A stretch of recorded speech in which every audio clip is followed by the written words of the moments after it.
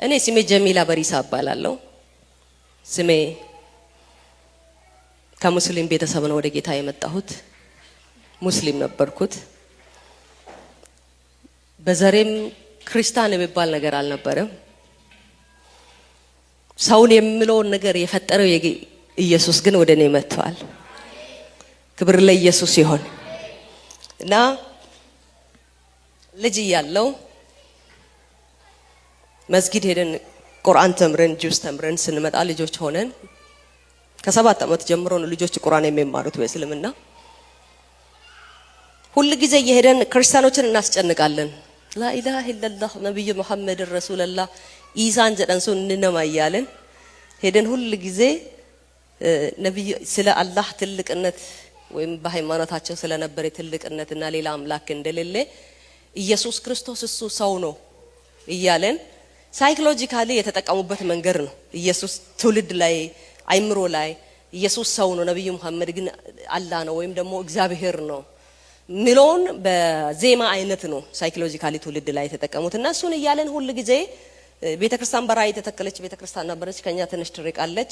ከተማ ነው ተወልጄ ያደግኩ፣ የገጠር ከተማ ማለት ነው። እንደናንተ የሰለጠነ ከተማ ውስጥ አይደለም የተወለድኩትና አንዳንድ ጊዜ አዲስ አበባና የትልቅ ከተማ ልጆች ስናገኝ እኔ እኮ የቦሌ ልጅ ነኝ ይላሉ። እኔ የገጠር ከተማ ልጅ ነኝ የተወለድኩትና ስንሄድ አፈር አንስተን እንደፋለን በመስኮት ማለት ነው። የሚጸልዩት ጥቂቶች ናቸው የሚጸልዩት፣ ቅዱሳን የሉም።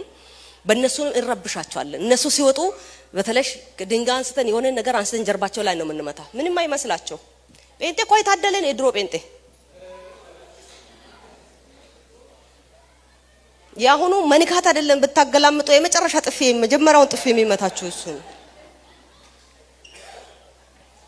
የመጀመሪያውን ጥፊ የሚመታችሁ እሱ ነው በዚህ ዘመን ማለት ነው። እንመታለን። ምንም ጌታ ይባርካችሁ ነው የሚሉት እየወራወደንባቸው ማለት ነው። ቡርሼ ይባላል በኦሮሞኛ። ቡርሼ ማለት በቆሎን ከላዩ ላይ ቆረቆንዳ ጠፋብኝ።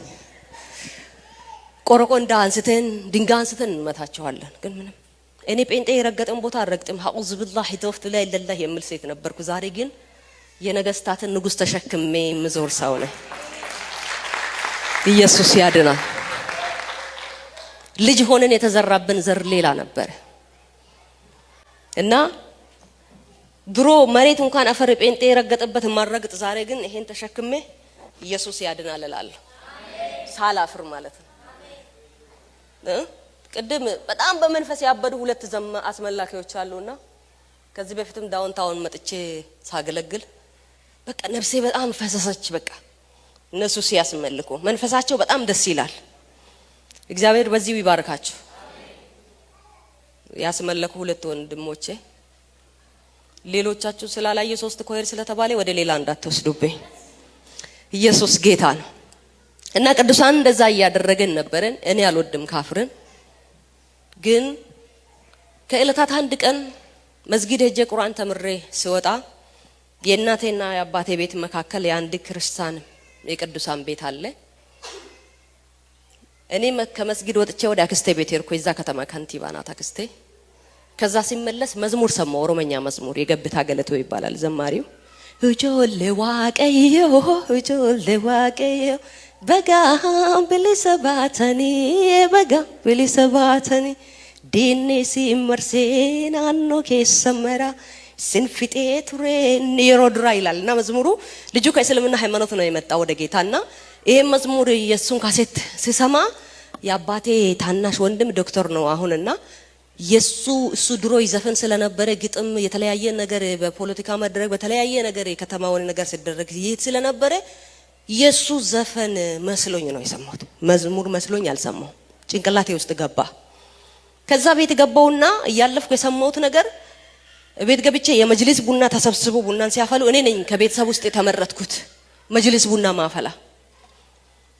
ከቤተሰቦቼ መካከል የሚወደድ ልጅ ነው የሚመረጠው እና መጅሊስ ቡና እኔ ነኝ ማፈለው። መጅሊስ ቡና ለማፍላት ቁጭ ባልኩበት ጫት ቱቱፍ እያሉ ይሰጣሉና እሷን ወስጃት ቡና አፈላላቸዋለሁና ከዛ መዝሙሩን ዘመርኩት። ዘፈን መስሎኝ መዝሙር መስሎኝ አይደለም። እዛ ውስጥ ግን ኢየሱስ የሚል ስም አለ። እኔ ኢየሱስን አላቅም ኢሳን ነው ማቀው። ከዛ ካፊር ሆነሻል አለ ወንድሜ ተነስቶ መታ አጎቴ መታኝ ቤተሰብ በሙሉ ተረባረበብኝ። ለ23 ቀን ታሰርኩ ኢየሱስን ሳላቅ።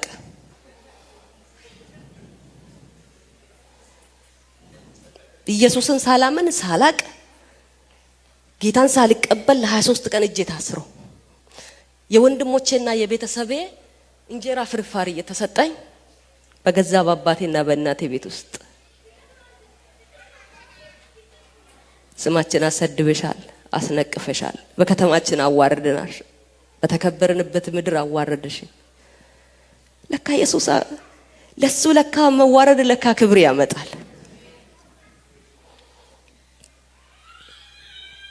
እና ምንም ሳላቅ ተሰቃየው። አሁን ሲገባኝ በዛን ሰዓት የሚያጽናኑኝ እንኳን አንድ ሰው እንኳን የለኝም። አይዞሽ ሜቢ ጌታ ዓላማ አለብሽ ብሎ እንኳን የሚነግረኝ የለም። እና እኔ ደጋግሜ እላችኋለሁ እኔ አዑዙ ቢላሂ ተወፍቱ ለላ እያልኩ እኔ ሙስሊም ነኝ እያልኩ የተማርኩትን ቁርአን እየጠቀስኩላቸው እኔ ካፍራ አልኩኝ ከማንም ጋር አልዋልኩም እያልኩ እናዘዛለሁ ለነሱ። እውነት እላችኋለሁ ወላሂ ቢላሂ እላለሁ። ወፍ የለም ምንም አይሰሙኝም። እኔ ሳላውቅ ለካ አውቆኛል፣ ሳልመርጥ ለካ መርጦኛል።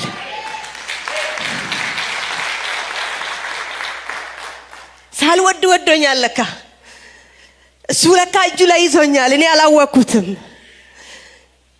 ቤተሰቦቼ ሲጨክኑብኝ ሁሉ ጨካኝ ሲሆኑብኝ ለካ ጌታ ዓላማ ነበር በኔ ህይወት። ከዛ በእልህ ተነስቼ ቸርቸርኩ ተደብቄ።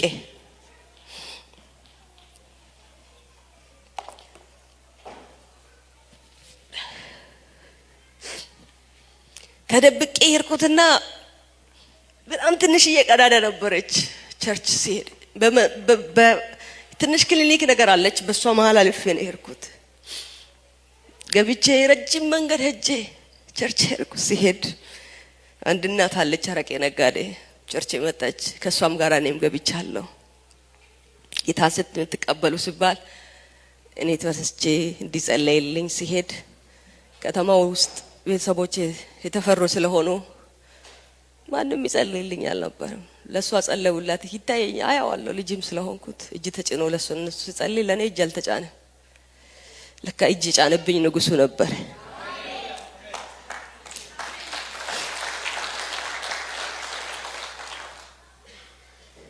እና በቃ የጌታ ሆኜ ቀረ። ስደቱ ግን ቀጠለ። እኔ በዛው በጌታ ሆኜ ከከዛ ከከተማ ተሰድጄ ወደ ገጠር ገባሁ። ወደ ገጠር የገባሁበት የመጀመሪያ ስደቴ በሚቀጥለው ከሁለት ወር በኋላ ይመስለኛል ቸርች ኮንፈረንስ አደረገች። ሙሉ ወንጌል ቸርች ኮንፈረንስ አደረጉና ሰው ስለሌለ ከተማ ውስጥ በመኪና ሰው ጭኖ ነው የሚያመጡት ከሻሸመኔ ለምድሪቱ እንዲጸልዩት። የነበሩት አስተማሪዎች ናቸው ከሌላ ሰራተኞች ናቸው እንጂ የሀገሪቱ ክርስቲያን የለም። ዘማሪ ሮባ አማን የምታውቁ ሰዎች አላችሁ እዚህ ጉባኤ መካከል የምታውቁት? እስቲ ዘማሪ ሮባ አማን ሲመሰክርልኝ ምስክርነቴ መጽሔት ላይ ከወጣ በኋላ ሲያገኘኝ ያን ከተማ ሊያገለግል መጥቶ ጊታሩን ሰባብረንብህ በዚህ ጊታር ጭንቅላትን ፈነካክተን ሳንጥልህ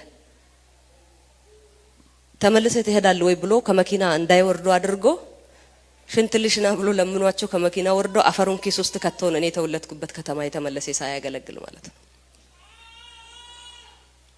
መጽሔት ላይ ምስክርነቴ ከወጣ በኋላ ነው ይሄንን የነገረኝ ማለት ነው። ያን ቀን አልቅሼ ነበር። ያንቺ የእምባዬ ፍሬ ነሽ ስለኝ ነበር። ኮንፈረንሱ ላይ አስተማሪ ነበረች የአራተኛ ክፍል የኔ አስተማሪ። እንደሚሰቃይና የሚደርስብኝን ሰምታ ስለነበረ ቸርች ተደብቀሽ ነይ ብላኝ ያንኑ ቸርች ተደብቄ ሄድኩትና እሷ እግር መካከል ቁጭ ብዬ ያለው ኮንፈረንስ ሰፈር ውስጥ ተፈለኩ ከተማ ውስጥ ፈለጉኝ። ትምህርት ቤት ሄዱ ፈለጉ የለሁም። እኔ ኮንፈረንስ ቦታ መጣ ወንድሜ። ሲመጣ ጥቂት ሰው ነው 78 ሰው ነው ኮንፈረንስ ነው ስለተባለ እንጂ ብዙ ሰው የለም። እኔ እሷ እግር መሃል ቁጭ ብያለሁ። ሲገባ አላየኝም፣ ሲመለስ ግን አየኝ ወንድሜ። መሳሪያ ይዟል ወንድሜ። መሳሪያውን ሲተኩስ እንጨቱን ከኋላ ሲይዙት ቆርቆሮን በስቶ ነው የወጣው።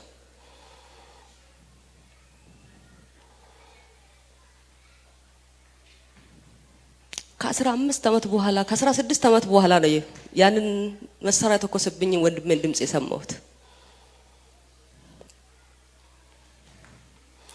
ከዛ በኋላ ወጣሁ ወደ ገጠር ሄድኩት።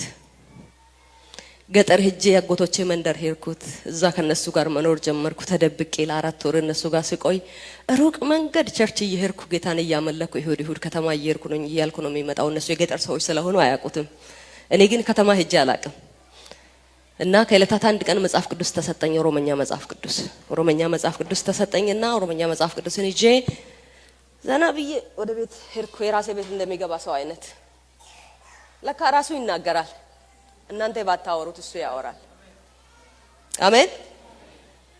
እኔ እንኳን ከፍቼ አላነበብኩም በአግባብ። ግን ሲመጣ መጽሐፍ ቅዱስ የጴንጤ እንደሆነ ያወቀ ያጎቴ መጽሐፍ ቅዱስን በእጄ ያየ ቀጠቀጠኝ፣ ደበደበኝ።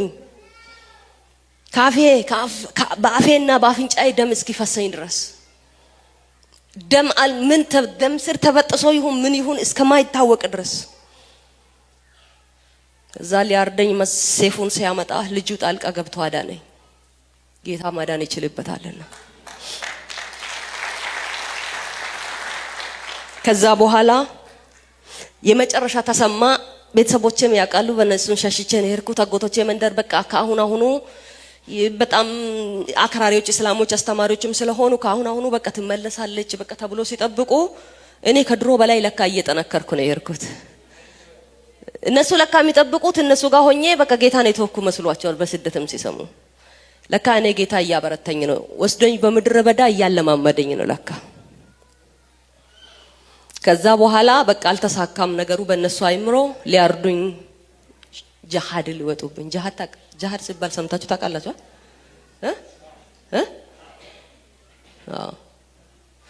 አሁን ሙስሊሞቹ የሚጠቀሙት ቃል አለች። ጂሃድ እኮ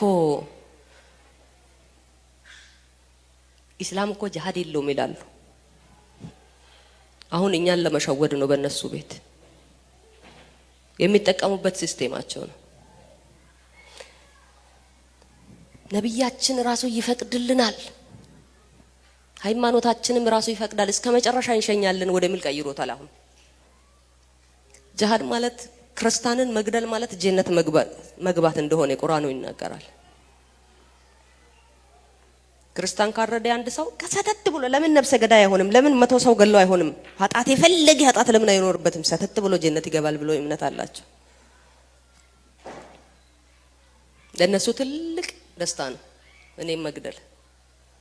ትልቅ ለምን አባት አይሆንም? ለምን ልጅ አይሆንም? ካፍር ከሆነ እነሱ እኮ ወደፊት እኮ አሁን ጂሃድ እኮ በዓለም አቀፍ ደረጃ ቢታወጅ እኮ የመጀመሪያ የሚወዱትን ወንድማቸው ካፍር ከሆነ እሱም ቢገሉ ጀነት ይገባሉ። የኔ ኢየሱስ እኮ ልዩ ነው።